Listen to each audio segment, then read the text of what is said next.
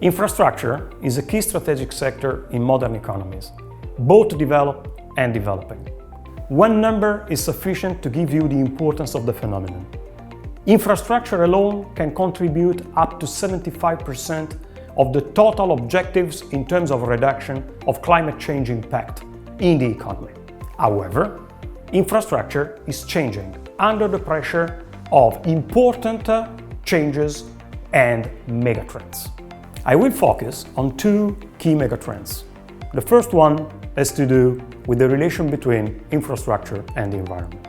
Policymakers, investors, bankers are more and more concerned about the impact of infrastructure on the environment. On the other side, clean energy is becoming a reality and a good substitute for traditional fossil fuels. Two numbers speak for themselves. On one side, in 2016, new solar photovoltaic capacity worldwide has grown by 50%, reaching over 74 gigawatts. Always in 2016, the new add-ons in terms of installed photovoltaic capacity rose faster than any other traditional fossil fuels, surpassing net growth in coal. Then, clean energy is really becoming a reality. However, the typical characteristic of intermittency of renewable energy creates new opportunities in the field for infrastructure investors. You name two of them. The first one is battery and energy storage. The second one is smart grids.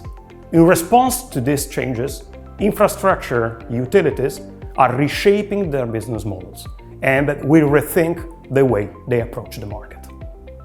The second key megatrend has to do with the relation between infrastructure and demography. In modern societies, demography is changing the dynamics of the population. On one side, a growing importance of young people, the millennials. On the other side, a growing percentage of older people, the silver society. I will concentrate on the effect of the silver society on infrastructure.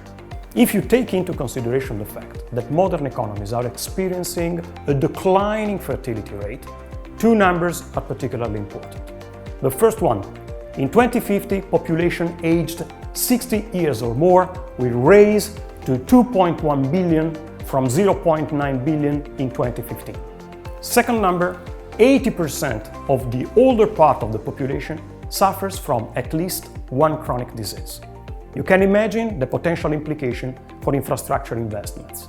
On one side, growing spending in terms of healthcare and hospitals via the use of public-private partnerships. In addition to this, an increased investment in the real estate sector linked to aging population, and you can name them, from dementia care houses to full-time care homes, from housing solutions for older people to assisted living. So, which are the consequences for investors and asset managers working in the infrastructure world? The first is the fact that the market is becoming mature. And when markets becomes mature, the competition for the same asset class becomes more and more intense. When competition becomes intense, adding to the fact that there is a lot of money that is flowing to this asset class, the risk to overpay for this asset class is becoming more and more relevant.